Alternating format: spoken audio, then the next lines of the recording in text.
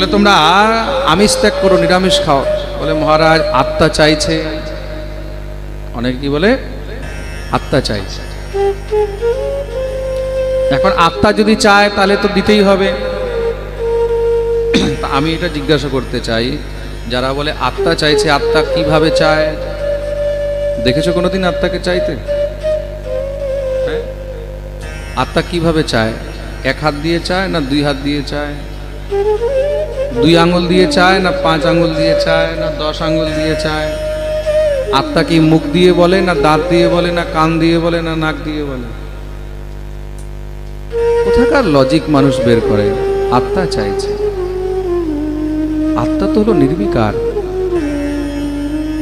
নৈনম ছন্দন্তে শস্ত্রাণি নৈনম দহতি পাবক ন চৈনম ক্লেদয়ন্তে আপো ন শোষয়তি মারুতঃ। না তাকে কেউ মারতে পারে, না জীবিত করতে পারে, না কাটতে পারে, না জ্বালাতে পারে, না শুকাতে পারে, তাই তো? বাসাংসি জীর্ণানি যথা বিহায় নবানি গৃহণাতি নরোপরাণি। পুরানো বস্ত্র ত্যাগ করে নতুন বস্ত্র ধারণ করে, মানে পুরানো শরীর ত্যাগ করে নতুন শরীর ধারণ করে। সেই আত্মা কি করে চায়? না সুখো না দুঃখো চৈব। আত্মার না সুখ আছে না দুঃখ আছে। আত্মা তো হলো নির্বিকার। আত্মার কোনো রং নেই। কোনো রং আছে? আত্মার কোনো রূপ নেই। কোনো রূপ আছে? যার কোনো রূপ নেই, যার কোনো রং নেই, যার কোনো আকার নেই, তাহলে তার সুখ কিসের, দুঃখ কিসের? সুখ হলো শরীরের, দুঃখ হলো শরীরের, মান হলো শরীরের, অপমান হলো শরীরের, এই দেহের। আর যে নিজের দেহকে নিজেরই মনে করে না, তাকেই ঋষভ বলা হয়েছে। কি বলা হয়েছে? আমার কাছে একজন একটা ভিডিও পাঠিয়েছে। ভিডিওর মধ্যে ওইখানে কোনো একজন বৈষ্ণব, আমি নাম নিচ্ছি না, এক বড় সংস্থার কোনো বৈষ্ণব বলছেন যে যারা শিব, দুর্গা, কালী এদের পুজো করে ওরা হলো মূর্খ। হ্যাঁ, আর কি বলেছিল? মূর্খ আর কি পাখণ্ডী? হ্যাঁ, মূর্খ পাখণ্ডী। যারা শিব, দুর্গা, কালী এদের পুজো করে তারা হলো মূর্খ পাখণ্ডী, এরকম বলছে। আমার কাছে প্রশ্ন পাঠিয়েছে, বলে মহারাজজি দেখুন এরকম এরকম বলছে, আর এনারা বৈষ্ণব, অনেক বড় সংস্থার লোক, এটা কি সত্য? আর তার মধ্যে এটাও বলছে গীতায় লেখা আছে। এই ভগবান, এরা কোন ব্রহ্মাণ্ডের গীতা পড়ে ভগবান জানে। ভগবান শ্রীকৃষ্ণের উপদেশামৃত গীতার মধ্যে এরকম কোথাও লেখা নেই। ভগবান নিজে বলছেন, বিশ্বরূপ দর্শন যোগের মধ্যে ভগবান বলছেন এই সংসারের মধ্যে যে শিব, দুর্গা, সূর্য, কালী, গণেশ ইত্যাদি নানা দেবতাদের পুজো করে, সেই সমস্ত পূজা ঘুরে ফিরে আমাকেই প্রাপ্ত হয়। প্রেম সে বলো। ভগবান শব্দটা কিভাবে বলেছেন? যে মূঢ় অজ্ঞানী আমাকে ছেড়ে অন্যান্য নানা দেব দেবীর পুজো করে, সেই পুজো ঘুরে ফিরে আমাকেই প্রাপ্ত হয়। প্রেম সে বলো। মূঢ় অজ্ঞানী কেন বলেছেন? ভগবান এইটা বলেননি যারা মূর্খ অজ্ঞানী তারা এদের পুজো করে। মূঢ় অজ্ঞানী কেন বলেছেন?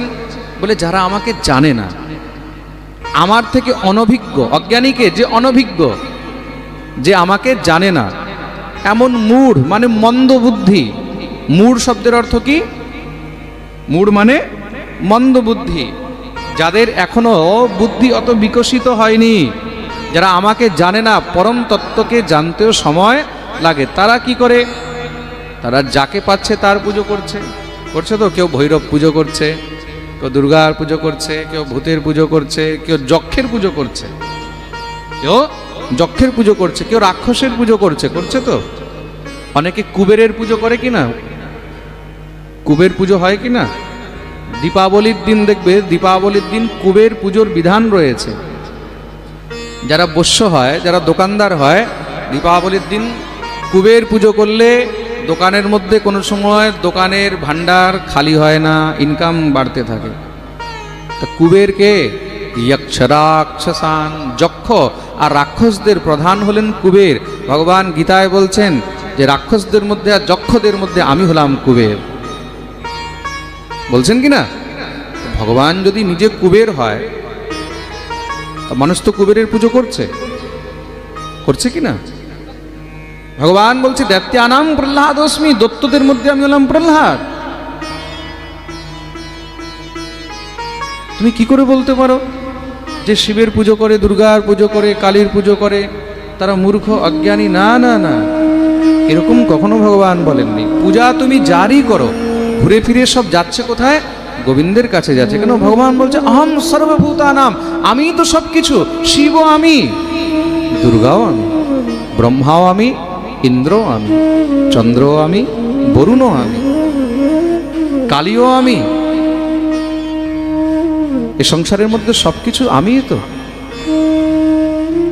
গণেশও আমি, সবকিছু আমি। অর্জুন বললেন প্রভু আমি কি করে মানব যে আপনি সবকিছু? বলে তাহলে দেখ। প্রভু আমি তো কিছু দেখতে পাচ্ছি না। বলে চোখ দিয়ে দেখতে পাবি না, আমি তোকে সেই দিব্য দৃষ্টি দেখছি। এই দিব্য দৃষ্টিতেই তুই একমাত্র দেখতে পাবি, আমার এই রূপ অন্য কেউ দেখতে পাবে না। ভগবান বললেন এবার তাকাও উপরের দিকে। ভগবান যখনই বলেছেন অর্জুন তাকিয়েছে, দিব্য দৃষ্টি দিতেই সেই বিরাট রূপ ভগবান দর্শন দিয়েছে, যেটাকে বিশ্বরূপ বলা হয়। হাজার হাজার হাত, হাজার হাজার মাথা, এক মাথা হনুমান, এক গণেশ, এক দুর্গা, এক শিব, এক কালী, এক বরুণ, এক ইন্দ্র, এক চন্দ্র, এক অগ্নি, এক বায়ু, সব সেই গোবিন্দের মধ্যে। ভগবান বললেন তুমি যারই পুজো করো না কেন সব ঘুরে ফিরে আমার কাছেই আসে। প্রাপ্য এই সংসারের ভোক্তা হলাম আমি।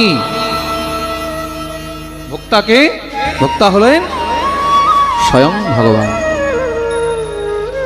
যার যার প্রতি রুচি আছে, যার যেখানে মত, সে সেখানে সেই নিয়ম অনুসারে ভগবানের পুজো, সেই দেবতার পুজো করতে পারে।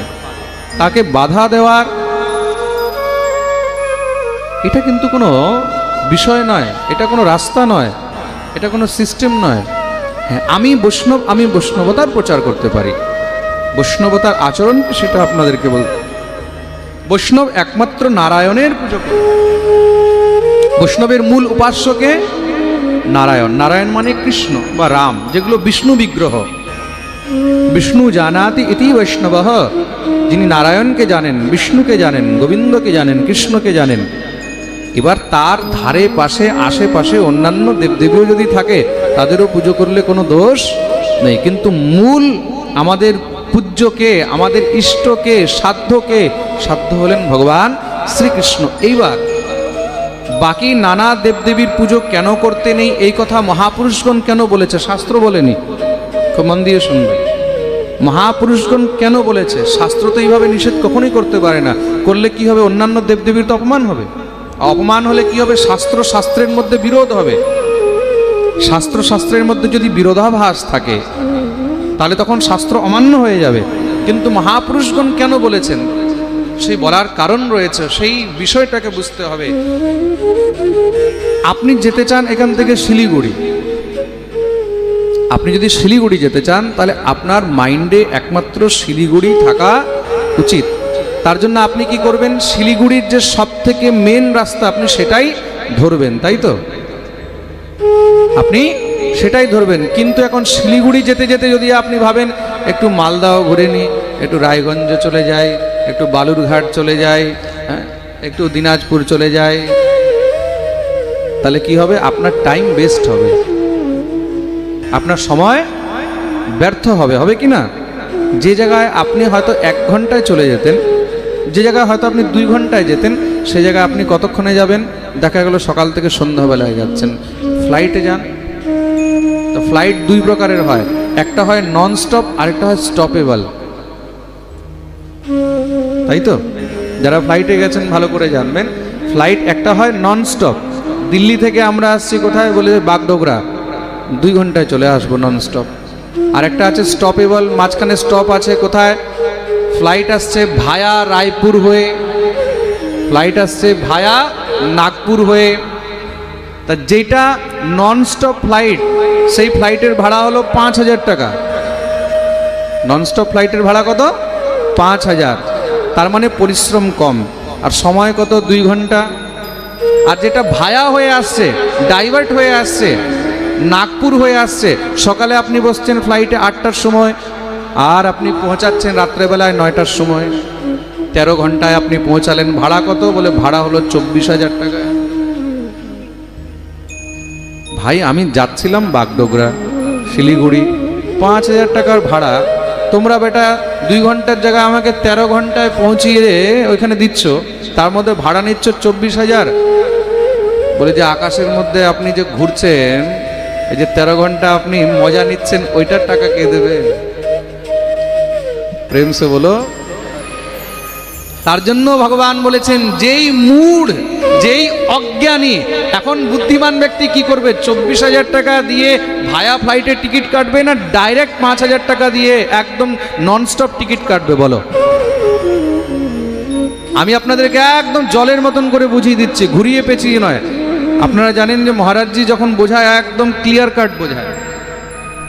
বুঝতে পেরেছেন জিনিসটা? তো বুদ্ধিমান ব্যক্তি কে? যে ডাইরেক্ট ফ্লাইটে টিকিট কাটছে সে, না যে ভায়া হয়ে ঘুরে আসছে সে? বলুন এবার। হ্যাঁ, ডাইরেক্ট। প্রেম সে বলো। ভগবান তার জন্যই বলেছে যে মূঢ়, যে অজ্ঞানী।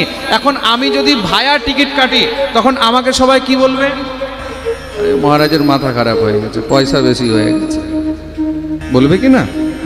তুমি টিকিট কাটো, সব থেকে আগে তোমার বাপ, তোমার মা, তারাই বলবে এর বুদ্ধি খারাপ হয়ে গেছে, 5,000 টাকার টিকিট 25,000 টাকা দিয়ে কেটেছে, এর মাথা ঠিক নেই, বলবে কি না? তার জন্য বলা হয়েছে যে মূঢ়, যে অজ্ঞানী, আমাকে ছেড়ে এদিকে ওইদিকে সব দেবদেবীর পুজো করে, কিন্তু তাহারাও আমাকেই পায়। চায় সে ঘুরুক, 13 ঘন্টা ঘুরছে, 24,000 টাকা দিচ্ছে, কিন্তু শেষ পর্যন্ত যাচ্ছে কোথায়? সেখানেই তো যাচ্ছে। প্রেম সে বলো। তার জন্য যে বুদ্ধিমান, সে কি করবে? বাকি সব ত্যাগ করে দেবে, সব ছেড়ে দেবে, ছেড়ে ডাইরেক্ট একদম মহারাজ ননস্টপ ফ্লাইট ধরবে। প্রেম সে বলো। ভগবান গীতায় এই কথা বলেছেন, তুমি ঘুরে যাও, যা তুমি ডাইরেক্ট যাও, যাবে তুমি একই জায়গায়। তো তুমি যে ঘুরলে, তাতে কি হলো? তোমার সময় নষ্ট হলো, তোমার পরিশ্রম হলো। হয়তো তুমি 1 জন্মে পৌঁছে যেতে, তার জায়গায় তুমি 5 জন্ম, 6 জন্ম, কত জন্মে পৌঁছাবে। প্রেম সে বলো। এটা হলো বৈষ্ণবের আচরণ। তার জন্য বৈষ্ণব সোজা গোবিন্দকে ধরবে, গোবিন্দের চরণ ধরবে, ঠাকুরের চরণ ছাড়া আর অন্য কাউকে ধরবে না। কেন? যখন টার্গেট এক হয়ে যাবে, তখন তার প্রতি নিষ্ঠা আরো বেড়ে যাবে। 5 দেবতা থাকলে কি হবে? আপনাকে 5 দেবতাকে স্নান করাতে হবে কি না? আপনার মন্দিরের মধ্যে যদি বিচার করে রাখুন, রাধা গোবিন্দ আছে, রাধা গোবিন্দের সঙ্গে যদি সেখানে মা তারার ফটো রাখা আছে, মা কালীর রাখা আছে, সেখানে হনুমানও আছে, সেখানে মা দুর্গাও আছে, ভোলেনাথও আছে, গণপতিও আছে, সেখানে যদি লক্ষ্মীও রয়েছে, লক্ষ্মীর ঘটও আছে, বাকিদেরকে ফুল না দিয়ে থাকতে পারবে তুমি? হ্যাঁ, দুর্গাকে ফুল দিয়ে যদি তুমি লক্ষ্মীকে না দাও, তখন শান্তি হবে মনে? তা কি মনে হবে? ইস, মা লক্ষ্মী তাহলে রুষ্ট হয়ে যাবে। শিবকে দিয়ে তুমি যদি হনুমানকে না দাও, হ্যাঁ, এখন এখানে কি রাধা গোবিন্দ মন্দির আছে, পাশে শিব মন্দিরও আছে, পাশে হনুমান মন্দিরও আছে। আপনি এখানে আসলেন, রাধা গোবিন্দকে প্রণাম করলেন, আপনি শিবকে আর হনুমানকে প্রণাম না করে যেতে পারবেন? হ্যাঁ, বলুন, পারবেন? কখনো পারবেন। কেন? আপনার মনের মধ্যে একটা কষ্ট হবে। কিসের কষ্ট হবে? বলে আমি এখানে রাধা গোবিন্দকে প্রণাম করে চলে গেলাম শিবের সামনে দিয়ে, ভোলেনাথ রুষ্ট হয়ে যাবে। শিবের সামনে দিয়ে প্রণাম করে চলে গেলাম হনুমানকে ছেড়ে, হনুমান রুষ্ট হয়ে যাবে। আপনি আসুন, হনুমানকে প্রণাম করে আপনি চলে গেলেন, রাধা গোবিন্দকে প্রণাম না করলেন, তখন মনে কি হবে? ইস, রাধা গোবিন্দকে আমি প্রণাম করলাম না, ঠাকুর রুষ্ট হয়ে। প্রেম সে বলো। এটা হলো বাস্তবিক তথ্য। তার জন্য নিষ্ঠা করে একজনার সেবা করবে। বৈষ্ণবকে কেন বলা হয়েছে? রাধা গোবিন্দের সেবা বা নারায়ণ সেবা, এক ইষ্টের সেবা করতে। কেন? তুমি যত এক ইষ্ট রাখবে, ঘরের মধ্যে দেব দেবী নানা রকমের যত কম রাখবে, ততই তোমার জন্য ভজন সহজ হয়ে যাবে, ভজন সরল হয়ে যাবে। ভগবানের যত তুমি ভজন একদম সহজভাবে করবে, নির্মলভাবে করবে, মনের মধ্যে যত চিন্তা কম থাকবে, এদিক ওই দিকের বিষয় যত কম আসবে, ততই তুমি আরো আনন্দে ভজনে বসতে পারবে। প্রেম সে বলো শ্রী সদা।